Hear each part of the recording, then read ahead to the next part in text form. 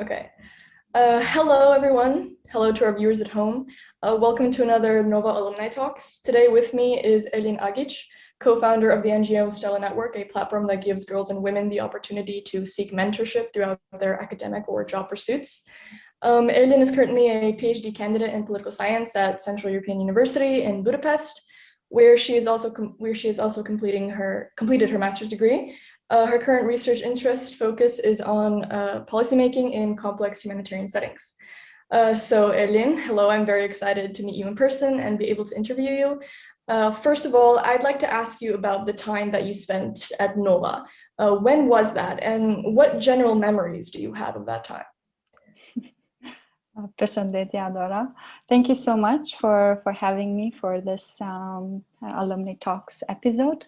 I'm very happy to be with you and to share what's left of my memory, because it was quite a long time ago. In fact, just before this interview, I had to check my CV to see when that was. So I was a scholarship recipient at Nova International Schools.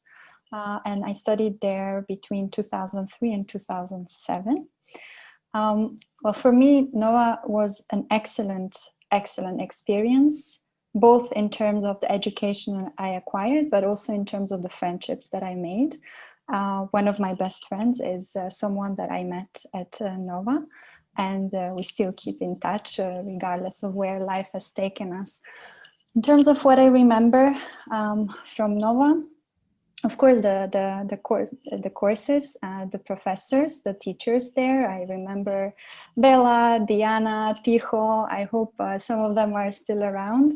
But I would say that what has left more mark than the courses is the outside of course activities, what are the extracurricular activities. And I would like to stress the community service in particular. I hope that's still going on, because looking back, reflecting, I think that was rather a key decisive moment for me, where I realized what I really like to do, which is working in NGOs, helping, and somehow that really stuck with me. So I remember there were a lot of clubs. I'm sure they're still going on. So it was really, in addition to the quality education that I got there, it was also the extracurricular activities and the opportunities we had to really explore other skills, or to learn other skills, and to explore ourselves outside of the classroom. Thank you. Moving on to, you mentioned that you think the courses were really impactful. So we're currently in the midst of deciding our IB classes, what IB classes we're going to take. And that's a bit daunting because it can really influence your academic career. So did you take AP classes, or did you decide to go through the IBDP route? And do you think that this choice was beneficial to your future studies? Or did you not do any? I did not. I believe at the time it was still very recent. Perhaps it was the first or the second year. In fact, I really can't remember. Perhaps I had an AP English class, but no, I don't remember. I think as a general advice, it's good to take as many AP and as many IB classes that you deem useful, and but I think regardless of the level, it's what you do with the class and with that knowledge that comes from it that matters. I mean, at the end of the day, yes, of course, when you apply for universities, the committees will check which classes you've attended, etc. But if we look at life in a general scope, a lot of these decisions are important, but again, at the end of the day, it's really what you make with each class. It can be even an extracurricular activity that will really shape your career later on, something that's completely outside of the classwork. So, yeah. Yeah, I completely agree. So what classes do you think specifically sort of influenced you in how you think, or what kind of endeavors you wanted to pursue afterwards? Were there any favorite classes that you had? Well, ironically, I really liked my chemistry class with teacher Stella. I never pursued anything to do with natural sciences, but I still remember that I learned quite a lot in that class and just how it was taught, and she's an excellent instructor. History and I think English, I would say that these three classes were really quite impactful. Great. So I'm guessing that those were your favorite classes, and Yes. yeah, I can relate to the history and English part. So what do you think was so unique about Nova at the time that enabled you to pursue social activism or politics? And do you think that you would have been as engaged in community service activities if you would have studied somewhere else? I think at the time, the whole concept of community service activities and extracurricular activities was quite new, and at least in the high school education. And I believe that Nova at the time was rather uniquely positioned for this because it brought the concept from the United States. To be honest, I don't think any of my friends who studied in other schools had this opportunity, at least not through the high school that they went to. And I'm sure this changed later on, but at the time, which was 15 years ago, Nova was unique in that sense. So I remember I participated in trash collecting activities, but what was rather really most impactful was my time spent with an NGO, which was giving English lessons to children in a Roma community. So that's where I did most of my community service hours. But I believe that I even surpassed the required because I really enjoyed doing that. So definitely community service was life-changing in a way. So in that sense, do you think that your passion for women's issues really came into fruition during your time studying at Nova, or did you develop it more later on?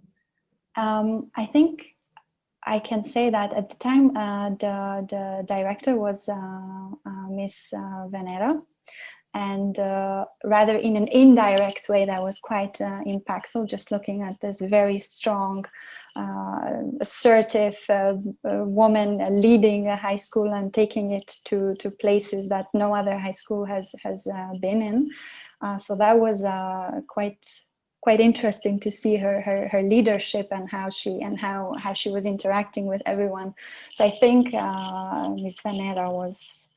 Miss Venera Novakovska was someone that really opened up my eyes to the kind of woman that I would like to be one day.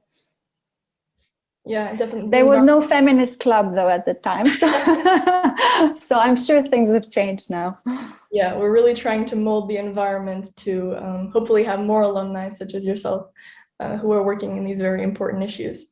So about the college admissions process, what was that like for you? Was that final year very stressful? Did you have a lot of guidance or assistance during it? Yes. And again, you are very, very lucky to have teachers such as Bella. I know that she's still around, someone who was very involved in the academic development, but also in the preparation, especially during the admissions.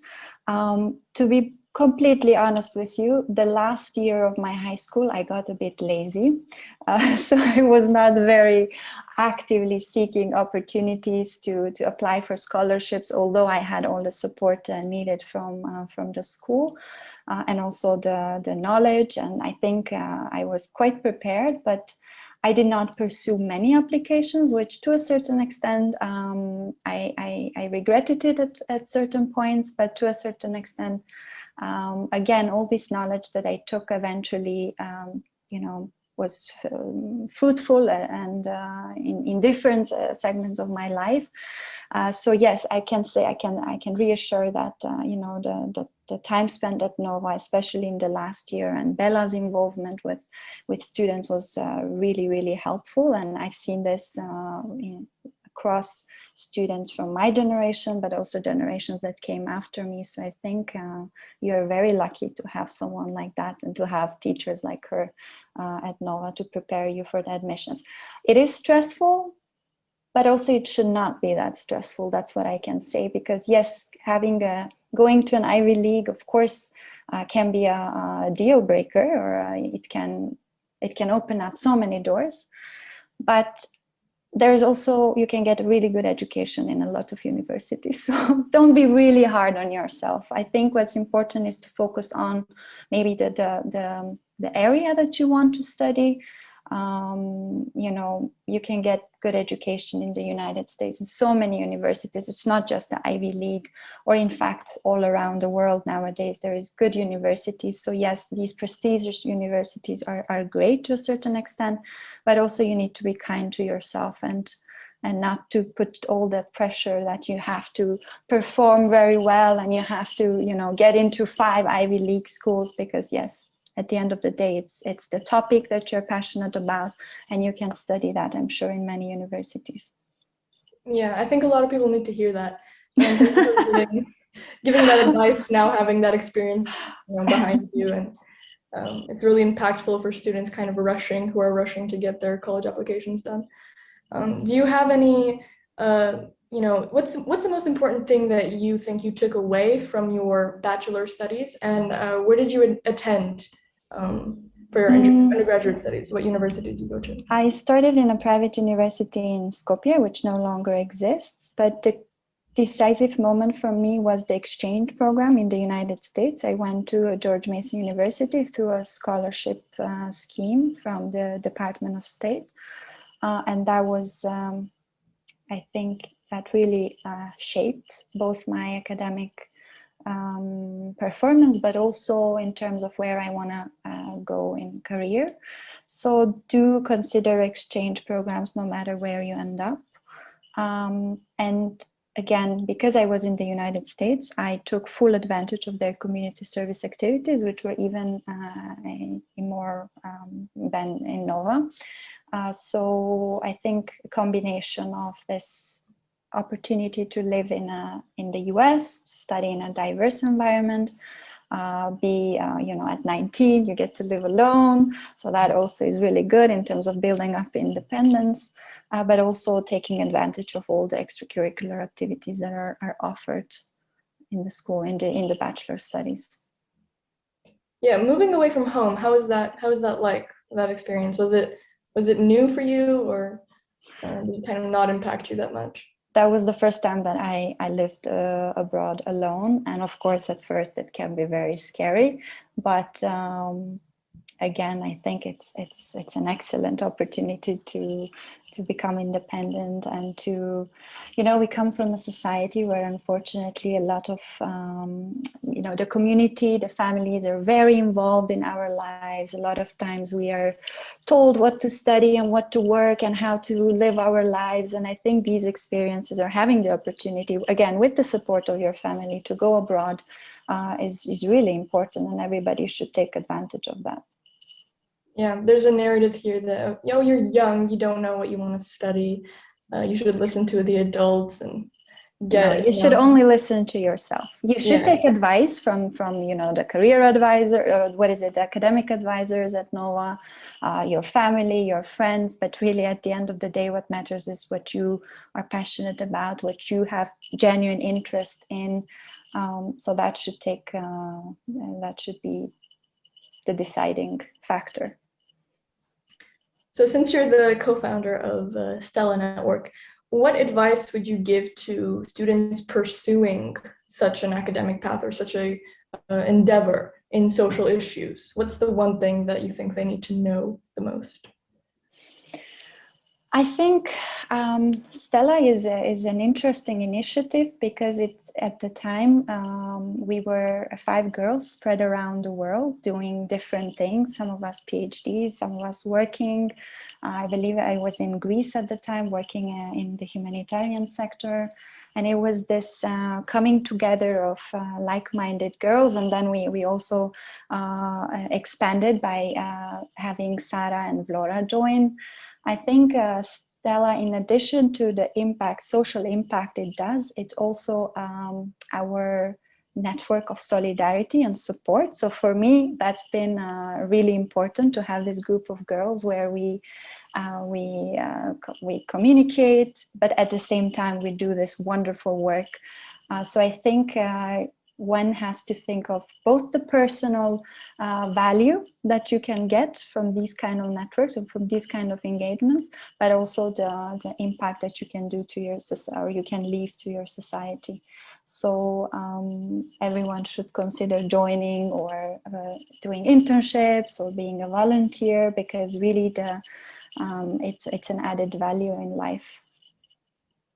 How would you say that students can narrow their sort of field? Like how can you narrow your field enough to focus on, for example, women's issues or let's say environmental issues? Because I think a lot of us have a lot of things that we are passionate about, or there's obviously a lot of social issues. How did you know that you wanted to pursue women's issues? In fact, I'm currently working in the humanitarian sector. We do have a heavy gender equality component, but we also work in other programs. I would not say that I'm a professional in gender-related topics, although it's quite dominant. It's apparent in my line of work. For me, what was really the determining point was my first more serious internship, so to say, which I was lucky that it was the first internship that I said, okay, this is really what I'd like to do. And I did my first internship in 2011 at now it's the UN Migration Agency. And that was really a very, very interesting experience for me, where I learned a lot, but where I also said that this is something that I can definitely see myself doing. So I was lucky, but I think a lot of people, it's also normal to go from one internship to another, or a traineeship, to kind of test the ground, or where you fit, where you find yourself really prospering, and also where you're fulfilled and happy. And so I would definitely advise everyone, so in addition to the community service activities, to consider professional internships, traineeships, because those can really help. I think if you just start directly from a bachelor studies to work, I think that can be a bit tricky and risky, because again, like you said, we all have so many different interests, and nowadays there's so many different sectors that we can work in and get involved in. So it's good to experiment a little bit and to try out different, through different internships, to try out different sectors. Yeah. So it's a trial and error process, and it's okay if you don't, get the thing that you're really passionate about the first time. Definitely. And I think this whole being super passionate about one thing is also a myth. I mean, we can have different passions, right? I mean, I really love my work that I do right now. I work in the humanitarian sector, but I'm also really passionate about other things. I'm passionate about gender equality, or I'm passionate about helping animals, or, so it can be a lot of different things that you're passionate about and that fulfill you. But of course, when it comes to professional life, you kind of need to narrow it down. And yes, definitely trial and error, or if you're lucky, you can even enjoy all of them. I mean, none of them has to be an error per se, but through this trial, you can find which one suits you and fits you more. Yeah, speaking of passions, I know that a lot of universities are looking for very holistic students. So, obviously it's very important also your personal interests. Do you have any hobbies that are maybe creative hobbies, or do you have any hobbies that you think really kind of shaped you to who you are today? Good question. I would say that perhaps traveling, if that's considered a hobby. I really love to travel, and I'm lucky that my current line of work is closely tied to traveling, so I get to move around, maybe a bit too much even. I get to experience new cultures, new places, new teams. So the combination of these two has been quite good for me. Besides that, I love nature. I love hiking. I love climbing. So, but I wouldn't say that I have one specific hobby that I'm crazy about. It's a little bit of everything. Again, goes back to what I was saying earlier. Being a part of a specific niche can be good, but also very risky. I have some colleagues, for instance, who just work in one specific sector, And it can be difficult to change jobs. It can be difficult to expand your horizons, to even to acquire new knowledge, because you're so set in one modus operandi, which is, I mean, for him, it's water engineering. It's very, very specific. So it's good to really be open, and yeah, definitely having a holistic approach to things can be really good. Yeah. So how would you describe your career right now? In terms of the choices that you've made so far, and would you change anything in the past? So as I said, my career started now 10 years ago with the migration agency, where I got to work in refugee and asylum centers in Hungary. That was really the moment where I said, this is something that I would definitely like to be part of long term. After that, I tried a little bit of development. So I worked in education, but I always had my mind in working again with refugees and in the humanitarian sphere. So eventually I got back to it during a very hard time of the Syrian crisis. And since then, I've been, in fact, in this field from both perspectives, both from academic perspective through my PhD, as you said, and also in practice. So I'm currently based in northern Iraq. I'm here right now, where I still do that. So I would not change anything, but perhaps I would have been a bit more courageous in the past. I feel like I waited maybe a bit too much, again, because of some, social pressures of what women are expected to do, how they're or what kind of professional careers they should seek. So I think I could have been maybe in Iraq or in Nigeria, like I was in my previous mission, even much earlier. I waited a bit too long because I was scared what is to come and whether this is a suitable career for me. So yes, I wouldn't change anything in the steps per se, but perhaps I would have been a bit more courageous earlier. So what would you tell to especially female students who are maybe feeling this kind of pressure that they don't feel like they can be courageous enough in what they're pursuing academically? Because I know that a lot of us can still feel this imposter syndrome in academic environments even today. And it's not just, in school, but also outside of school and while doing extracurricular work. And sometimes it can really be daunting to think that, you're not good enough to pursue something. I think this is not just a gender thing. Perhaps it's a bit more common in females to have the imposter syndrome. I think it's a normal process of growth. But what has helped me personally has been having a group of friends who are supportive, and this solidarity that comes from networks such as Stella. So I would definitely advise them to even reach out to Stella for advice, especially through our mentorship network for girls who are thinking about their next career steps or their next academic steps. Thanks, Stella Network, and also some other organizations working on the same topics are a very good place to knock and say, I'm having these doubts. What do you think? Because in a way, we've all been through similar stages in our life.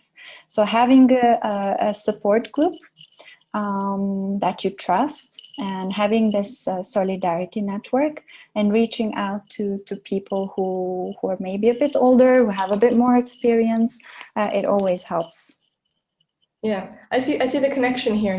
Like you were a woman who was trying to pursue something and kind of dealing with the imposter syndrome or needing solidarity, so then you created an NGO that gives other women solidarity. Yeah, we found it of all of us together. It was not just me, but definitely, as I said earlier, one of the side effect, so to say, was exactly that, maintaining this close group of solidarity network of women. And it has been also very helpful for us, and I'm sure Sarah can attest to that as well. So definitely join the network, or join other networks that you might, find like-minded people, supportive people. That really, really helps. Wait, can I just ask, how long are we into the interview? How many minutes has it been? Well, it's been more than, but still, it's so amazing to hear you. I think we should one more question. I think we can wrap it up. Just so you know, I have like a professional account, but still it says that remaining time is around 8 minutes. I don't know why, but I think we will be one more question, and we can call it. Okay, cool. All right.